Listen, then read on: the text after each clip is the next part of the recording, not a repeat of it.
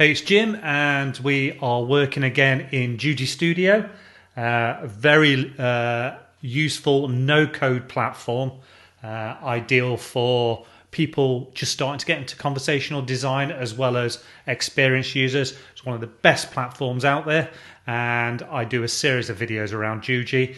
In this video, we're actually going to focus in on a little tip I've got around labeling your conversations during the design phase. So if anybody who is experienced at building chatbots knows how important it is to stay organized during the design process. And there's lots of ways you can stay organized, but one of the key ones that a lot of people miss and can make it harder for other people in your team or even yourself later on when you move on to different versions of your development is they don't label elements within the conversation that they should. And I'm going to show you how you do that in Juji, which is really simple but really useful. So at the moment we're looking at one of the templates, and within this template it's asking some demographic information. It's got a welcome message, it's got a box I've just dropped in for testing, and then it's got another message that says goodbye. So within all of the message types you can actually change the title of each message. And the title, as you can see here, it just says welcome message. And then if we go over here, we can see welcome message. And as we hover over it, it says this label summarizes your chatbot message. Click here to enter your label. So we'll click that and we can call this whatever we like. And we'll call this one survey welcome message. There we go, done and dusted. And I click off it and it saves it automatically. If I wanted to, I could have just clicked save here. Now, a little tip I've got for you is within different conversations, you might want to code them up as well. So for instance, this one might actually get called 1.11. We'll hit save and you can see it's changed over there. And I'm going to actually change it to 1.1 only because I'm going to add some more in a second. And this is really useful for if other people within your team or even your client's team who are working on the conversational or chatbot project with you, and they want to refer to a particular conversation and a message within that conversation. So they can say to you, oh, so it's the survey message 1.1, and it's very easy to find. So that's saved. We come down to the second message in here. Within this message, it's actually asking for what's the highest education level you have achieved. So I'm just going to copy. I'm going to copy that bit.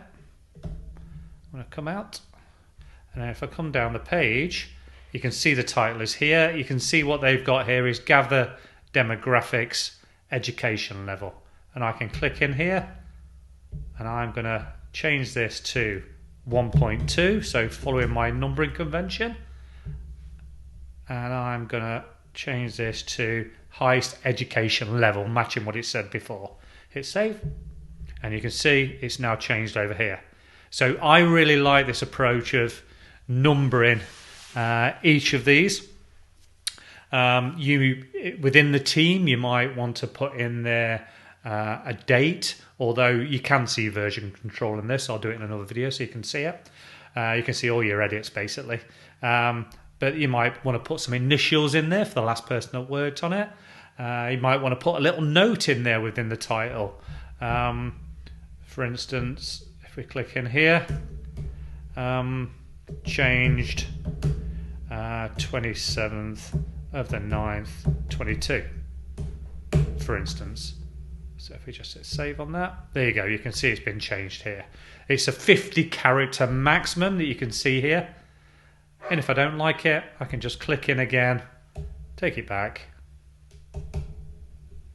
hit the save, and you can see it changes on the left. So go down to the next one. This is an element I've just added in. And we would just give this a title.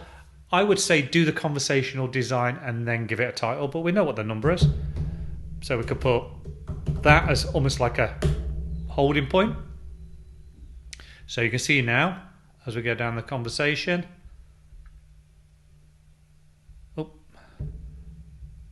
1.1. We actually missed something here. So what I'm going to do is change this. I'm going to call it 1.2 and gender, and then age. So I'm going to change this one to 1.3. There we go. New topic. I'm going to actually delete that. So you can see I've got options here. I'm just going to hit delete. So we know that we've got 1.2 before, so this can now become 1.4. Nope, it didn't change that. Give me a second.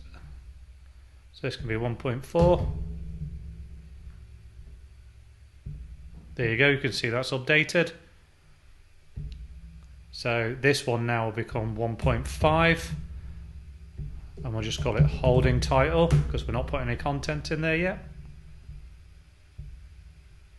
And then nothing here, so I'm just going to get rid of that one. And then finally, chatbot says goodbye, and we can see the title is here. So I'm just going to call this 1.6. And I'm going to make goodbye one word because it is. There we go. Click here. So you can see there, that is how you manage your titles. And my best little tip here is, as well as managing the titles, make sure you use a numbering convention. Really easy for you to refer to someone when you're talking to the client or other members of the team.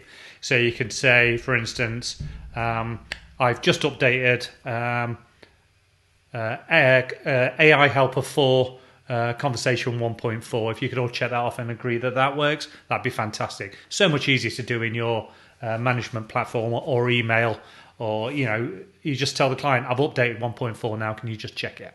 It just makes life a little bit easier, I think. So that's my little tips on how to change your labels within Juji Studio, and a little tip on numbering conventions. You can use whatever numbering convention you like, just as long as it stays consistent throughout. If you want to have a trial of Juji Studio, just pop into the description. There should be a link there. If not, just contact me wherever you see this video. Goodbye.